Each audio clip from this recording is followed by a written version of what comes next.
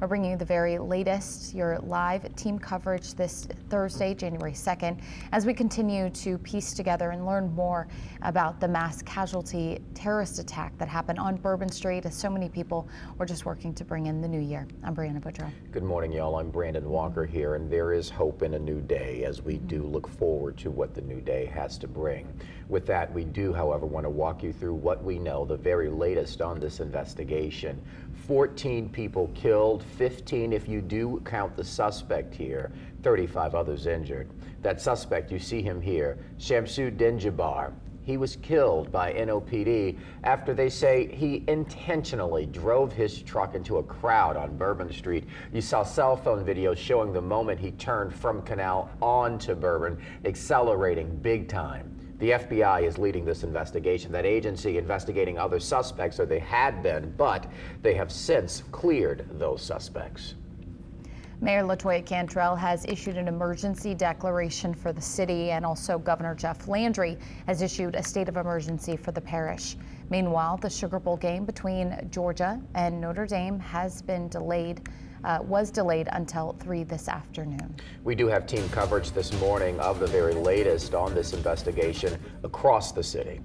As you see here, our reporter standing by to give you the very latest information. We're going to start with Leah McNeils joining us from near the scene of the attack where it started in the French Quarter with the very latest. Good morning, Leah.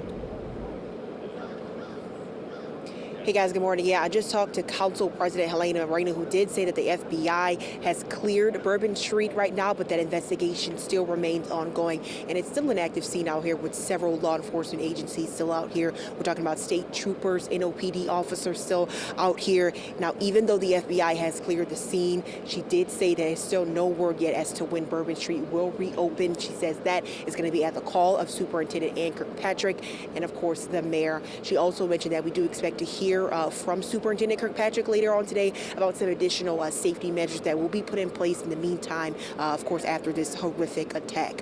We've been out here, though, since about midnight, been seeing a whole lot of movement happening right here behind me at the intersection of Canal and Bourbon, where this attack really first started. We do now know that that person that FBI has identified as 42-year-old Shamsu Dinjabar. Surveillance video does show him driving up Canal and then turning around an NOPD unit, then barreling down the sidewalk, and then he made it about 3 blocks down Bourbon Street before he hit a construction lift and, of course, got out the car and unfortunately tried to fire at officers who returned fire and ended up killing Jabbar. Now, we still have a lot of questions surrounding this incident, but we do know that the FBI did tell us that inside that car, they did find an ISIS flag, a long gun, and also some explosives inside that car, and also found other explosives around the city. But they say that those have since been located, and they are no threat to the public right now. Still, there are a lot of concerns, though, when it comes to those blockages that we do have in the quarter. They were down due to those ongoing repairs associated with the Super Bowl, but Governor Jeff Landry says that there needs to be more done and quickly to make sure that we are ready for the Super Bowl and, of course, Mardi Gras that's coming right around the corner. We knew that these were malfunction, so we did indeed have a plan, but the terrorist defeated it. We recognize we got a problem right here, right? We're going to fix it. It is going to be a top priority as we go into the Super Bowl and Mardi Gras, and the solution that we're going to come up with is going to be a permanent one.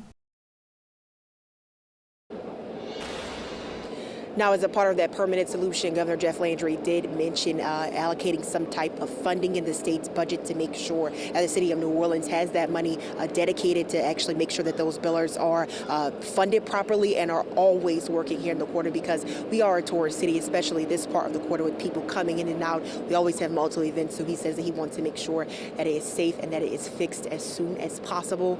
On top of that, enhanced in law enforcement presence here, there will be at least 100 National Guardsmen that will be here out and about around the city. Of course, we do still have the Sugar Bowl that will be happening later on this afternoon, and still a lot of people here in town as well. So again, Council President Helena Moreno did say that the FBI has wrapped up their investigation on Bourbon Street. They've cleared the scene, but the investigation to this entire incident, though, remains ongoing.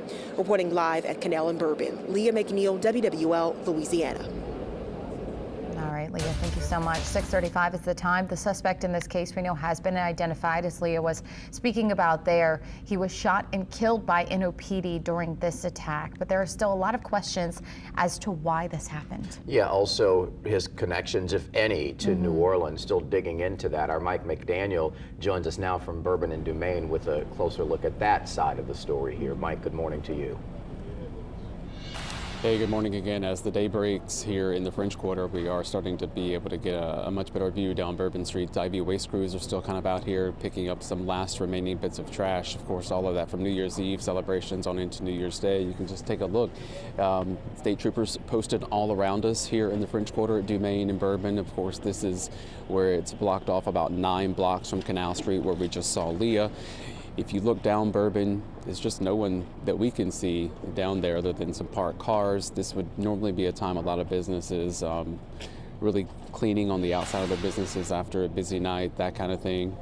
None of that happening today. Of course, we don't know, as Leo was mentioning, when Bourbon Street will be reopened at that point. That, of course, will be up to the police superintendent as well as city leaders. When it comes to the investigation of the suspect here, Jassoudine Jabbar, this stretches all the way to Houston, Texas, where he was living. You know, as of late last night, we were checking this morning as well. Investigators still searching that home in Houston. No one has been arrested in Houston at this point. We've gotten word that they're still just continuing to investigate, trying to figure out what type of connections that you're talking about he may have to New Orleans.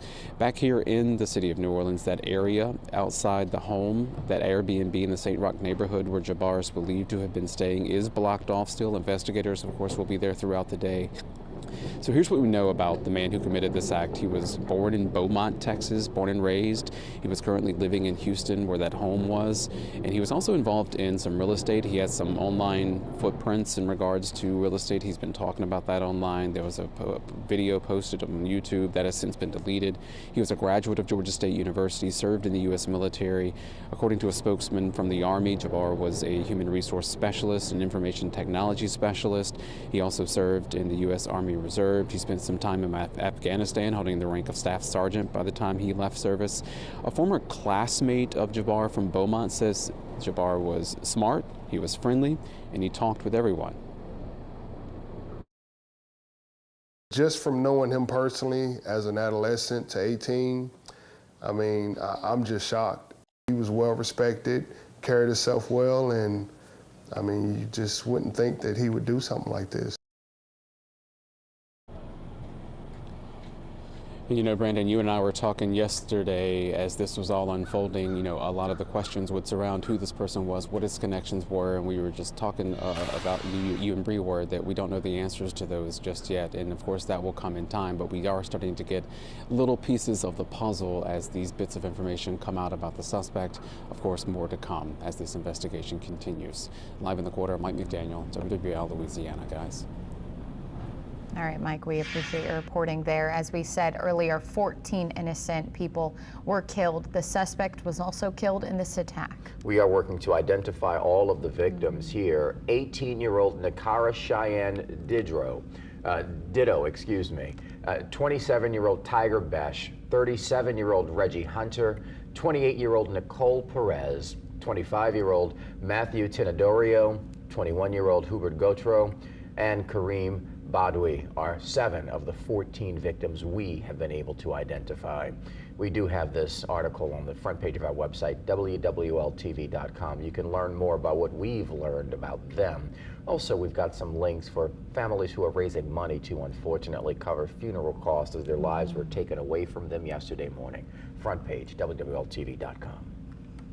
People around New Orleans, across the country, they're all looking for ways to support the victims of this attack. Yeah, the Blood Center, they are hosting an emergency blood drive today to address an already critical need for blood here, and it's even more critical after this tragedy. A line of more than 40 people did show up outside the Metairie location to donate yesterday after our Meg Ferris reported live from the headquarters there, showing those empty refrigerators. If you would like to do the same, all New Orleans area locations will be open today until 7, except for the Pelican Athletic Club in Mandeville and the Blood Center corporate office. They both close at 5. And the New Orleans St. Vincent de Paul location on Canal Street is going to close at 6.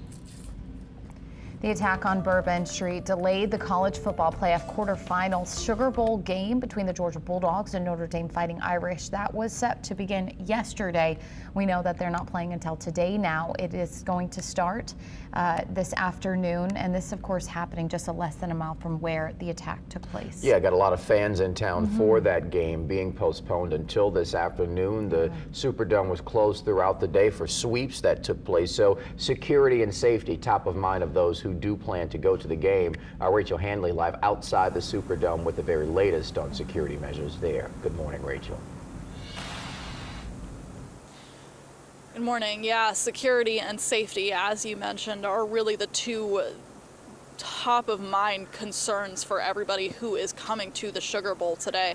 As you mentioned, this is a mile away and a day and a half after this attack happened, and already the city is gathering thousands of people together in one spot. So it's something we've really been pressing law enforcement and city leaders about ahead of kickoff at 3 o'clock today.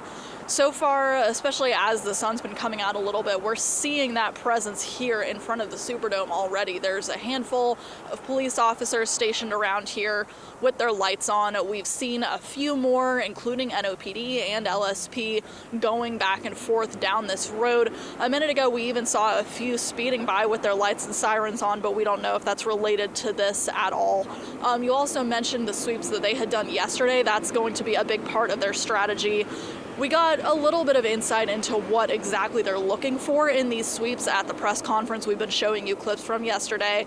NOPD Superintendent Ann Kirkpatrick had said that officers are mostly looking for suspicious ice chests, bags, packages, boxes, that kind of thing. And they're also bringing bomb-sniffing dogs around the area. Another thing she said that caught our attention was that the Superdome and the area around the Superdome are going to be on lockdown during the game. And we also know from the Sugar Bowl itself that the clear bag policy will still be in effect for tomorrow, and there will still be the regular police patrols around the dome during the game. New Orleans is a place that heralds its ability to protect its citizens, that heralds its ability to manage major events. Super Bowls, Sugar Bowls, Mardi Gras, Jazz Fest, Essence Festival. You name it, no one does it better than law enforcement in New Orleans and in the surrounding area.